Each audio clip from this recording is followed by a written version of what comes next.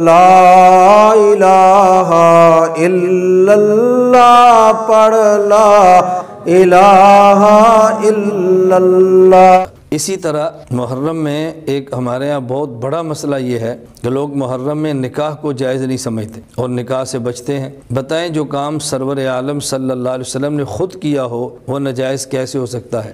رسول اللہ صلی اللہ علیہ وسلم کے خلفائے راشدین نے کیا ہو وہ کام غلط کیسے ہو سکتا ہے؟ حضور اکرم صلی اللہ علیہ وسلم نے 11 نکاح فرمائے ہیں، ان میں سے 2 نکاح آپ نے محرم الحرام کے اندر فرمائے۔ نبی کریم صلی اللہ علیہ وسلم کی 4 بیٹیاں ہیں، حضرت زینب، حضرت رقیہ، حضرت ام کلثوم، حضرت فاطمہ الزہرا رضی اللہ تعالیٰ عنہ۔ ان میں سے 2 صاحبزادیوں کا نکاح آپ نے محرم کے اندر فرمایا ہے۔ حضرت ام کلثوم رضی اللہ تعالیٰ عنہ کے ساتھ نکاح حضرت عثمان غنی رضی اللہ تعالیٰ عنہ کا محرم کے اندر ہے، اور خود حضرت فاطمہ الزہرا رضی اللہ تعالیٰ عنہ سیدۃ النساء اہل الجنہ۔ ایک روایت کے مطابق ان کا نکاح حضرت علی رضی اللہ تعالیٰ عنہ کے ساتھ بھی محرم کے اندر ہوا ہے۔ پھر حضور اکرم صلی اللہ علیہ وسلم کے نواسے حضرت حسین رضی اللہ تعالیٰ عنہ، ان کے بھتیجے حضرت قاسم، ان کا نکاح بھی خود کربلا کے میدان میں ماہ محرم کے اندر ہوا ہے۔ تو محرم میں نکاح کرنا یہ ناجائز نہیں ہے۔